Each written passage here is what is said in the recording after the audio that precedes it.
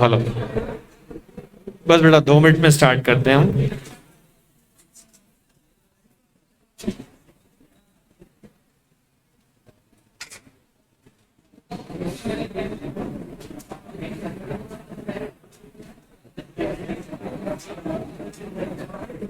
Hello,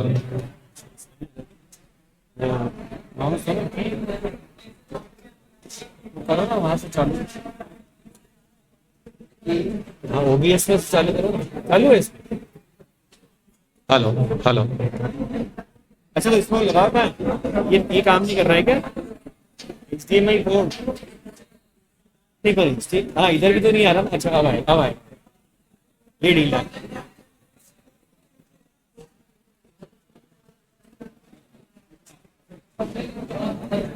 चलिए जी, okay okay okay.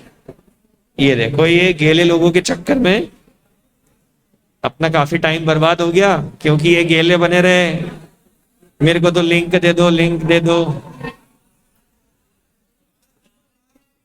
आवाज नहीं आ रही, मास्क हटाऊं?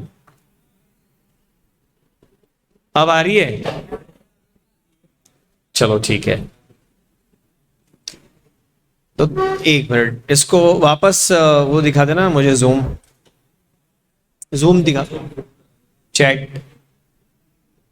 ठीक है, सब एवरीथिंग इज फाइन, ओके। तो हम लोग देख रहे थे बेटा कि प्रेफरेंस शेयर, इक्विटी शेयर, ये इसकी डेफिनेशन क्या है, इसके टाइप्स क्या हैं। तो हमने कहा जिस शेयर कैपिटल को प्रेफरेंस हो 2 चीजों का, एक तो प्रेफरेंस हो किस बात का, डिविडेंड का, और दूसरा प्रेफरेंस हो किस बात का, repayment of paid up share capital का। और बीच में क्या लगा है, एंड। 2 में से कोई एक प्रेफरेंस होने से काम नहीं चलेगा, दोनों ही प्रेफरेंस एक साथ होना चाहिए। लेकिन इसके अलावा हम प्रेफरेंस शेयर होल्डर्स को चाहें तो कोई ऑप्शनल राइट भी दे सकते हैं। सर ऑप्शनल राइट दे सकते हैं का क्या मतलब है, कैसे राइट दे सकते हैं हम प्रेफरेंस शेयर होल्डर को?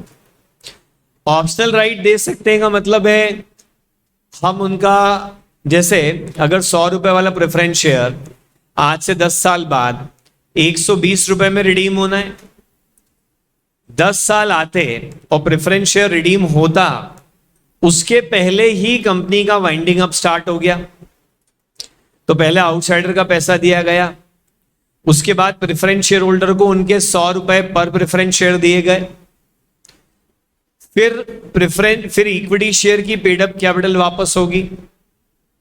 इसके बाद अगर पैसा बचेगा तो प्रेफरेंस शेयर होल्डर्स को उनका प्रीमियम का अमाउंट दिया जाएगा। यानी प्रेफरेंस शेयर होल्डर को पेड अप कैपिटल का प्रेफरेंस तो होता है, लेकिन प्रीमियम का प्रेफरेंस होना कंपलसरी नहीं है।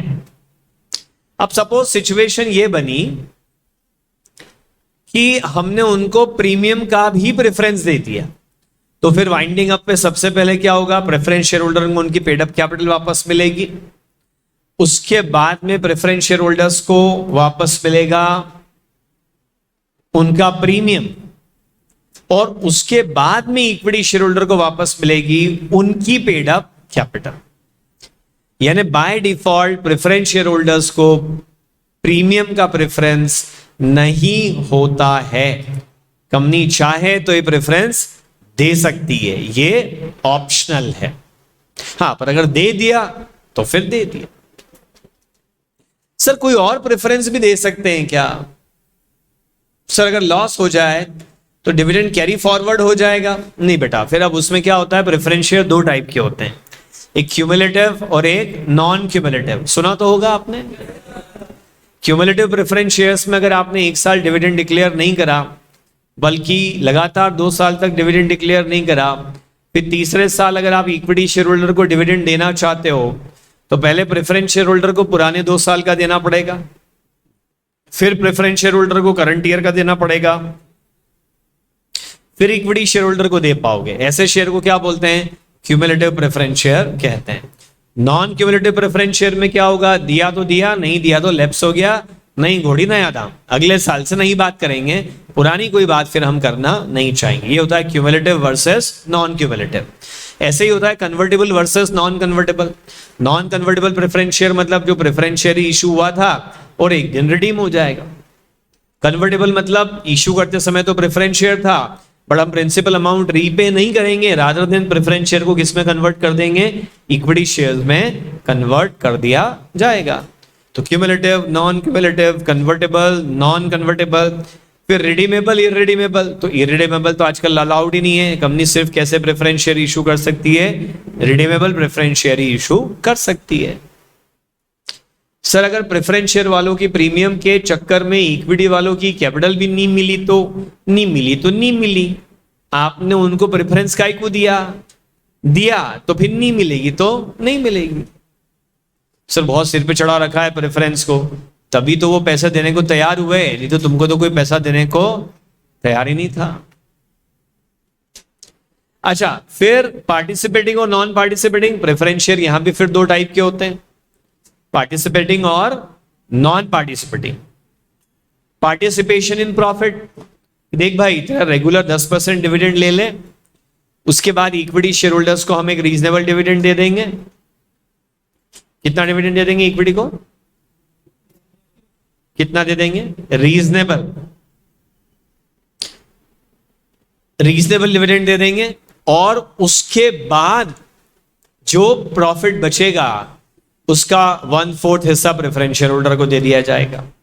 इसको बोलेंगे पार्टिसिपेटिंग प्रेफरेंस शेयर। तेरा फिक्स भी ले ले और थोड़ी ज्यादा ही कमाई हो जाए तो उसमें से भी तेरे को थोड़ा सा हिस्सा दे देंगे।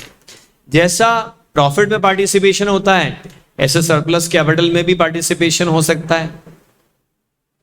शिवी गुप्ता कह रही कि सर दिख नहीं रहा है, तो बेटा फिर चश्मा लगवाओ, क्योंकि बाकी सबको दिख रहा है, ऑनलाइन, ऑफलाइन, पास वाले क्लासरूम में लाइव, सबको दिख रहा है। वैसे एक तरीका और है चश्मे के अलावा, लॉग आउट करके लॉग इन कर लो। बंद करके चालू करने से तो मंगलयान चल गया था, हैं? इतनी बड़ी साइंटिफिक रिसर्च चल गई, बंद करके चालू करने से जूम की क्या हैसियत है? Sir you are not visible, अरे I am the invisible man. कभी कभी प्रेफरेंस शेयर होल्डर को वोटिंग राइट मिलते हैं। अरे क्या बात है, आपको ये भी पता है? वाह, पढ़ेंगे ना, वो सेक्शन 47 में पढ़ेंगे।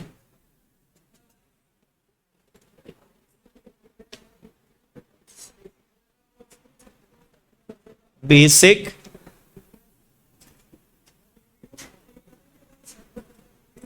हाँ, तो पहले पूरा इक्विटी को मिलता था, लेकिन अब थोड़ा सा किसको मिला करेगा उसमें से भी? प्रेफरेंस को। तो सर इससे तो इक्विटी को नुकसान हो जाएगा, तो फिर मत करो इशू। आपको नहीं अच्छा लगा तो मत करो। इक्विटी शेयर और इशू कर देते, उससे तो अच्छा ही है ना ये। अरे समझो, पैसे की जरूरत थी, अगर आप और इक्विटी शेयर बाजार में इशू कर देते तो वोटिंग डाइल्यूट हो जाती और पूरी पूरी हिस्सेदारी जाती। फिर तो पार्टिसिपेटिंग में वोटिंग भी डाइल्यूट नहीं हो रही है और थोड़ी सी हिस्सेदारी जा रही है। यूं देखो ना, 1/4, 1/10, हाफ जो आपने डिफाइन करा, यूं देखोगे तो आपको लगेगा अरे नहीं नहीं ये तो अच्छे हैं यार। ठीक है सर, सरप्लस कैपिटल नहीं समझ में आया। हाँ, मैं समझा ही नहीं है ना। कंपनी का वाइंडिंग अप हो गया, आउटसाइड लायबिलिटी पूरी पे कर दी, प्रेफरेंस शेयर होल्डर की पेड अप कैपिटल चुका दी, इक्विटी शेयर होल्डर की पेड अप कैपिटल चुका दी, उसके बाद भी पैसे बच गए, तो वैसे तो वो सारे पैसे किसको मिलते हैं वाइंडिंग अप पे? इक्विटी शेयर होल्डर को। लेकिन अगर पार्टिसिपेटिंग प्रेफरेंस शेयर है और आपने सरप्लस कैपिटल में उनको पार्टिसिपेशन दिया है तो फिर वो भी पार्टिसिपेट करेंगे। Participating may be either participating in profit और may be participating in capital और may be participating in both, दोनों तरह के हो सकते हैं।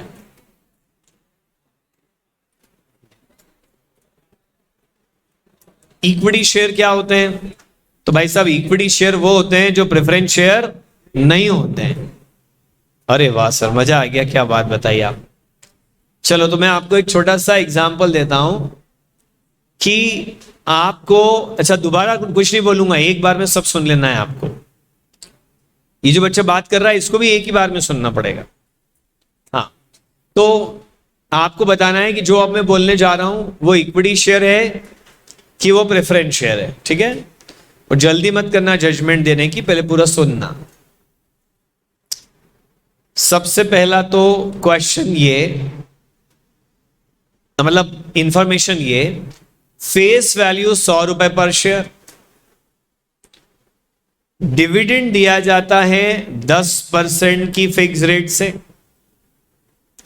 डिविडेंड का प्रेफरेंस इन शेयर होल्डर को दिया गया है कि सबसे पहले अगर डिविडेंड बटा तो आपको मिलेगा। अरे मेरी बात तो खत्म होने दो। इसके अलावा सरप्लस प्रॉफिट में पार्टिसिपेशन भी इनको दिया गया है।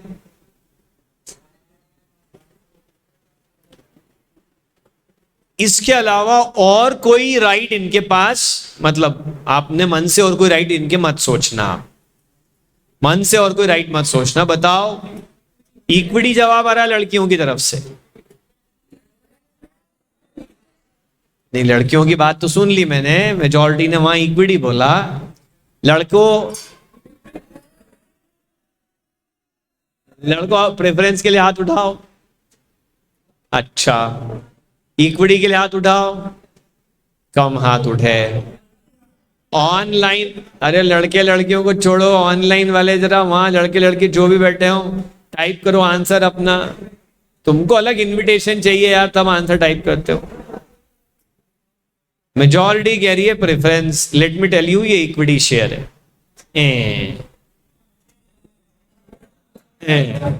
आप अलग ही चल रहे हो सर, कहां से हो गई ये?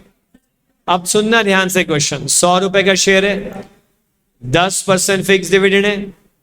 डिविडेंड का प्रेफरेंस है, पार्टिसिपेशन इन प्रॉफिट है और फुल स्टॉप है। डिविडेंड का प्रेफरेंस है मैंने बोला, लेकिन रीपेमेंट ऑफ कैपिटल का प्रेफरेंस है मैंने नहीं बोला। और बोला था कि मन से कोई राइट अज्यूम मत करना। और यहां जो रेड फॉन्ट में एंड लिखा दिख रहे हो कैपिटल लेटर में, सर कहां लिखा है रेड फॉन्ट कैपिटल लिखा? दोनों शर्तें एक साथ पूरी होनी चाहिए। एक पूरी हो गई, एक छूट गई, तो ये प्रेफरेंस तो नहीं है। सर तो कुछ और कह दो यार इसको। अब जो प्रेफरेंस नहीं है वो क्या है? इक्विटी है। देखा, समझ गए? सर ऐसे अजीबोगरीब प्रेफरेंस शेयर, इक्विटी शेयर को इश्यू करता है क्या? कभी नहीं करता है, बिल्कुल भी नहीं करता है। बड़ी बात थी कि आप लॉ को कैसे इंटरप्रीट कर सकते हैं, उसके लिए मैंने ये क्वेश्चन बनाया। नहीं आया आज समझ में? छोड़ दो बेटा, बेकार क्वेश्चन था ऐसे भी। अब जो इक्विटी शेयर है वो दो टाइप के होते हैं। एक तो नॉर्मल सादे वाले। इक्विटी शेयर कौन से वाले? सादे। भैया सादे वाले इक्विटी शेयर। रेगुलर वाले, नॉर्मल वाले, रेगुलर, नॉर्मल, सादे, जो आप सुनना चाहें। तो सर दूसरे कौन से होते हैं? मसाला वाले। हाँ, एक सादे हो गए तो एक मसाले, with differential rights.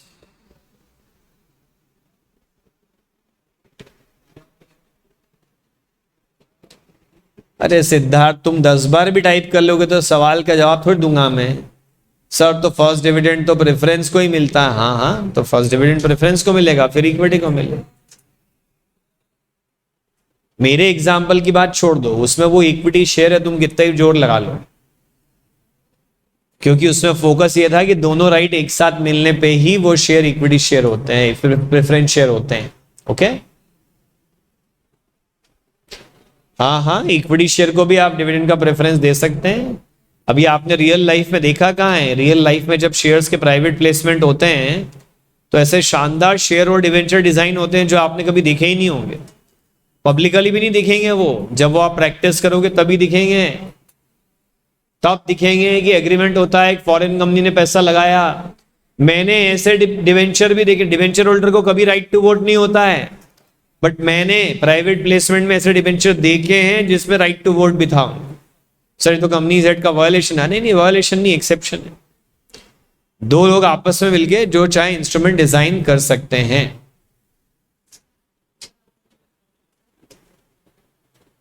Sir differential right का क्या मतलब है? मतलब क्या होता है, कंपनी अगर ऐसे इक्विटी शेयर इश्यू कर दे जिनको कहा जाए कि तुम्हारे वोटिंग पावर हो जाएंगे आधे, तेरी पेड अप कैपिटल कितनी 10 लाख, तू वोट डालेगा 5 लाख के, ठीक साहब, सर मेरा आधे वोटिंग पावर ही ले ली इन लोगों ने, हाँ, बदले में तेरा डिविडेंड डबल। तू वोट मत दे, तू वोट कम दे, पैसे रख ले एक्स्ट्रा। हाँ सर, इलेक्शन में भी अपनी डेमोक्रेसी में यही होता है। तू दारू पी ले, कल वोट मत देना, या हमारी पार्टी को वोट देना। इलेक्शन की एक रात पहले जम के दारू बंटती है, इलेक्शन कमीशन है, पुलिस है, छापेमारी होती है, दारू पकड़ी भी जाती है, इसके बाद भी बंटती, पैसे बंटते हैं, पाईजेब बंटती है, साड़ियां बंटती है, और बताया जाता है कि हमारी पार्टी को वोट दो या कम से कम सामने वाले को तो मत देना। वोट मत दो और नोट लो, बस यही कंपनी भी कर रही है कि वोट मत दो, नोट एक्स्ट्रा ले लो।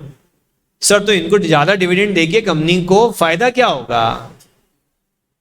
इनको ज्यादा डिविडेंड देके कंपनी को फायदा ये होगा कि ये फोकट कचकच नहीं करेंगे मीटिंग में आके। इनका हमने वोट देने का राइट क्या करा? छीन लिया, कम कर दिया। इसको बोलते हैं डीवीआर, डिफरेंशियल वोटिंग राइट वाले शेयर। इसका उल्टा नहीं कर सकती सुनो कंपनी, कि तेरा डिविडेंड गायब कर देते हैं और तेरे वोट डबल कर देते हैं। इंडिया में पब्लिक कंपनीज इस तरह के शेयर इशू नहीं कर सकती, बट अमेरिका में अलाउड है। वो अपने मार्क भैया है ना, अरे झकरबर्ग, मार्क भैया झकरबर्ग वाले, उनके पास फेसबुक के शेयर है 10%। कितनी पेडअप कैपिटल है? 10%, और उनके वोटिंग पावर है 60%, क्योंकि उनके पास वो शेयर हैं जिनको बाकी सब चीजों की प्रायोरिटी कम कर दी। वाइंडिंग अप पे तेरा पैसा सबसे आखिरी में देंगे, पर वोट तू 6 गुना डालेगा, ले। तो 10% शेयर होने के बाद भी कंपनी अकेला ही चला रहा है भाई। कौन डायरेक्टर को अपॉइंट करना है, किसको हटाना है, बोर्ड ऑफ डायरेक्टर कैसे काम करेगा, सब वन मैन शो चल रहा है। मतलब बहुत ही ह्यूज बड़ा एग्जाम्पल है इस तरह का, अदरवाइज देखने को नहीं मिलता है। इंडिया में कम से कम पब्लिक कंपनियों में तो ये सब अलाउड नहीं है, ज्यादा वोटिंग पावर वाले शेयर। इंडिया में जो अलाउड है वो उल्टे वाले शेयर, डीवीआर, कम वोटिंग पावर और ज्यादा डिविडेंड वाले। टाटा मोटर्स एक इकलौती लिस्टेड पब्लिक कंपनी है हिंदुस्तान में जिसने इस सुविधा का उपयोग करा है, सेक्शन 43 वाली सुविधा का, और डीवीआर इशू करे हैं। और सर तो इसको तो लोग मतलब और ज्यादा कीमत पे खरीदने को तैयार हो जाएंगे, क्योंकि वोट तो लोग वैसे भी नहीं डालते। सुनो, कौन मीटिंग में चले ही जाता है और वोट डाल ही देता है? वोट तो लोग वैसे भी नहीं डालते हैं। अब एक्स्ट्रा नोट मिल रहे हैं तो सर इसके तो भाव और ज्यादा होने चाहिए शेयर के। काफी कम है डीवीआर के भाव, क्योंकि वोटिंग पावर को लोग इंपॉर्टेंस देते हैं। सर वोट डालने जाते नहीं, फिर इंपॉर्टेंस क्यों देते हैं? वो खुद इंपॉर्टेंस नहीं दे रहे हैं, पर अगर वो शेयर किसी और को बेचेंगे तो खरीदार तो कहेगा ना कि अरे ये कैसे शेयर दे दिए, इसमें तो वोट ही नहीं है, मेरे को ऐसा आधे अधूरे से शेयर नहीं चाहिए। तो बेचने में दिक्कत आती, इसलिए उसका भाव कैसा चलता है? कम। सर मुकेश भाई के पास भी तो है। नहीं, मुकेश भाई बोले मेरे कंपनी वैसे ही मेरे कंट्रोल में। तुम कंपनी की बात कर रहे हो, सरकार पूरी में चलाता हूं। फालतू बात कर रहे हो। देश में चला रहा हूं, सरकार में चला रहा हूं, कंपनी में चला रहा हूं, मेरे को डीवीआर की जरूरत नहीं, मेरे वैसे ही सब कंट्रोल है। 100% सिचुएशन अंडर कंट्रोल है, कोई दिक्कत वाली बात नहीं मेरे। तो ये डीवीआर की सुविधा सरकार ने दी बहुत जोर शोर से। इस पे अगली पूरी एक स्लाइड खराब कर देंगे अपन, पर रियल लाइफ में ये ज्यादा चलन में नहीं है। अब ऊपर से सेक्शन 43 में दो बातें और बोल दी। This section is applicable to a company limited by shares.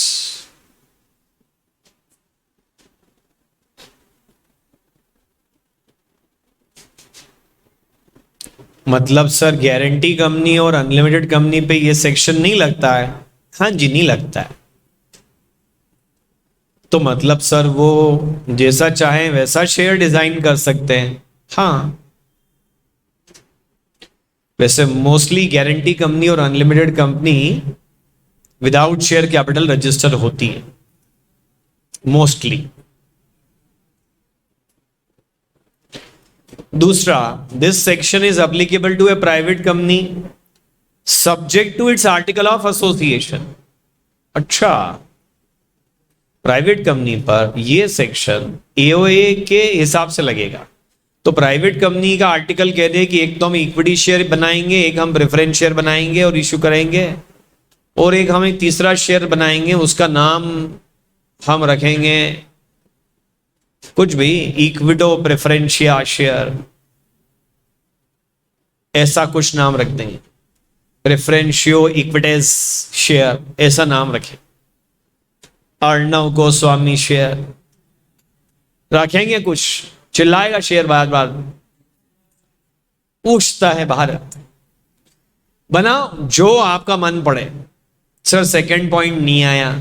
अरे भैया नहीं आया मतलब प्राइवेट कंपनी पर यह सेक्शन लगता तो है, लेकिन प्राइवेट कंपनी का आर्टिकल इस सेक्शन के खिलाफ कुछ लिख दे तो सेक्शन नहीं चलेगा, आर्टिकल चलेगा।